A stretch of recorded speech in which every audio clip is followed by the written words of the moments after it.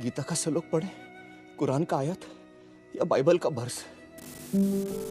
दोस्तों, हम बचपन से सुनते आ रहे हैं कि इस पूरे संसार को भगवान ने बनाया है, लेकिन अगर हम विज्ञान की माने तो इस पूरे संसार का निर्माण अपने आप ही हुआ है, यानी इसमें किसी की भी कोई भूमिका नहीं है। वहीं अगर हम दुनिया में मौजूद धर्म और जाति को मानने वाले लोगों की बात करें तो उनके मुताबिक इस संसार को भगवान चला रहा है। इन सभी चीजों को सुनकर कभी न कभी आपके मन में भी ये सवाल आया होगा कि अगर हमें भगवान ने बनाया है तो भगवान को किसने बनाया? आखिर भगवान का क्या अस्तित्व है और क्या वाकई में भगवान इस दुनिया में है? तो दोस्तों, आपके इन सभी सवालों का जवाब हमारी इस वीडियो में मौजूद है। बस वीडियो में हमारे साथ इसी तरह बने रहिएगा। मान लीजिए अगर कोई अचानक से आकर आपसे ये कहे कि आपका घर किसी ने बनाया नहीं बल्कि अपने आप बन गया, तो आप क्या कहेंगे? जाहिर सी बात है, आप उससे यही कहेंगे कि ये घर अपने आप नहीं बना बल्कि इसे इंसानों ने मिलकर बनाया है। और इतने पर से ही अगर सामने वाला बंदा कहने लगे कि साबित करो कि इसे इंसानों ने बनाया है, तो आप कैसे साबित करेंगे? अब दोस्तों, इस चीज को साबित करने के लिए सिर्फ और सिर्फ एक ही शब्द काफी है, और वो है व्यवस्था, यानी कि अरेंजमेंट। अगर आपके पास चीजों की व्यवस्था मौजूद है तो आप किसी भी चीज का निर्माण कर सकते हैं। और जब बात व्यवस्था की आती है तो व्यवस्था कभी भी अपने आप नहीं बन सकती। अब जाहिर सी बात है, आपका घर पूरी तरह से व्यवस्थित है, यानी कि यहाँ पर घर को सुरक्षित रखने के लिए दरवाजे लगे हैं, हवा आने जाने के लिए खिड़कियां हैं। अगर आप और ज्यादा खर्चा करें तो घर पूरा टाइल्स का बन सकता है। अगर और भी ज्यादा खर्चा करें तो पूरे घर में एसी लग सकती है। ये सब कुछ आपकी व्यवस्था पर डिपेंड करता है कि आपको किस तरह का आउटकम मिल रहा है, यानी कि आपके परिणाम किस तरह के हो रहे हैं।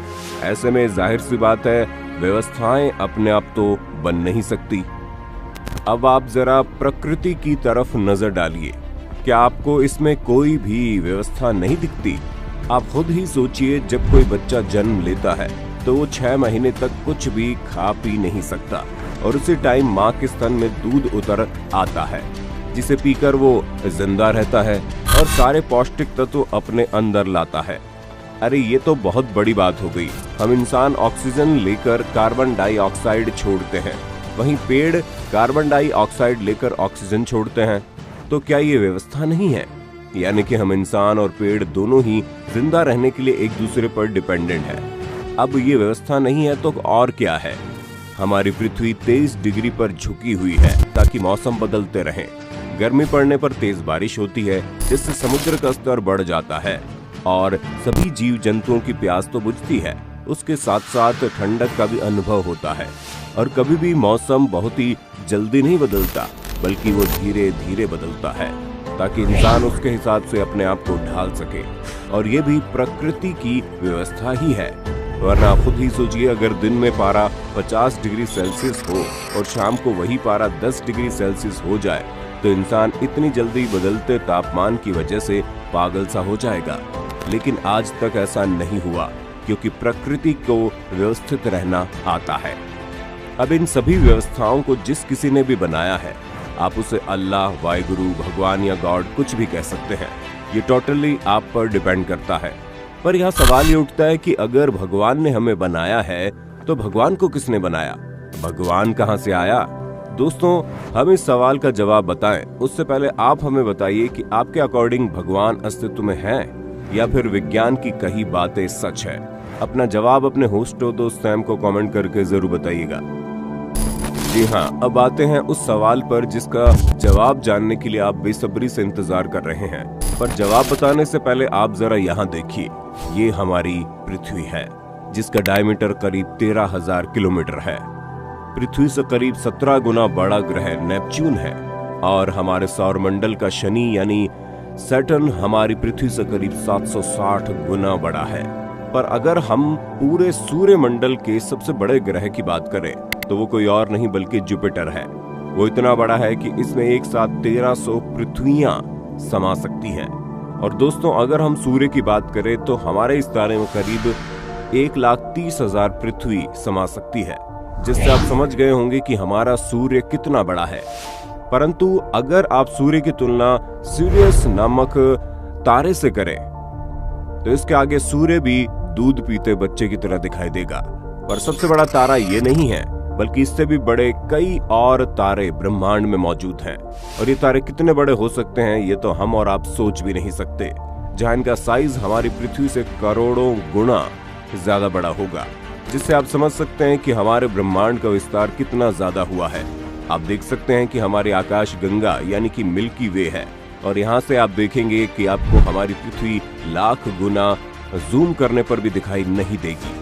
पर बात यहीं पर खत्म नहीं होती, क्योंकि ये तो बस शुरुआत है।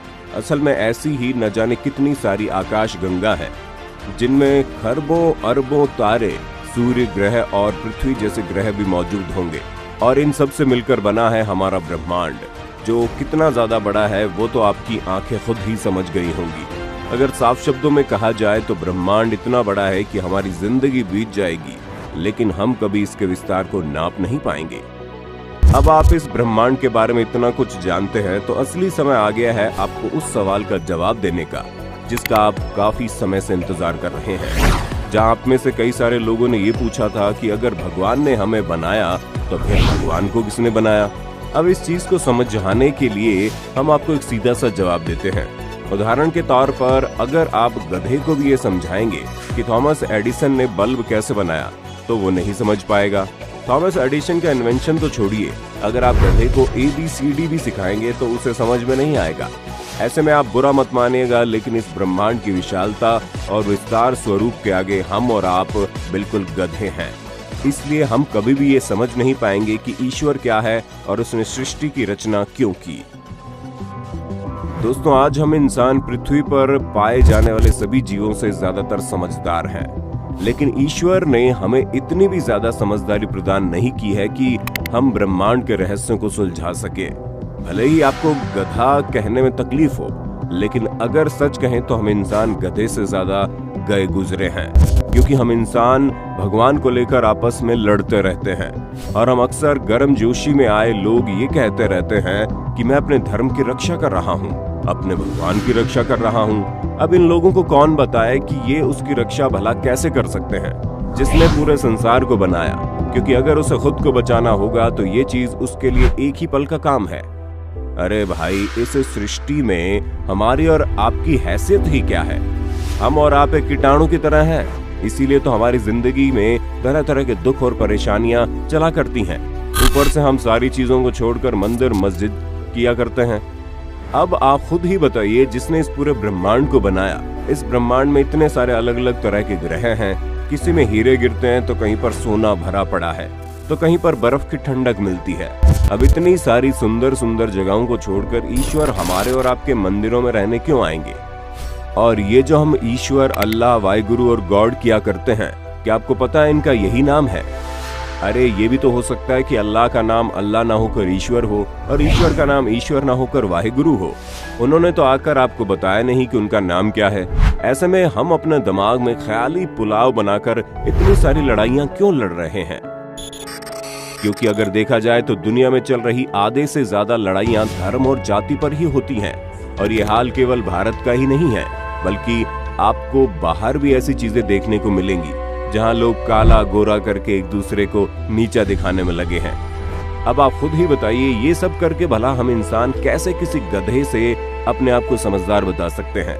अगर हम सही मायनों में देखें तो हमसे ज्यादा सही तो जानवर होते हैं, जो अगर किसी चीज के बारे में नहीं जानते तो उसके बारे में फालतू की बातें बोलकर अपना हाथ पैर नहीं पटकते।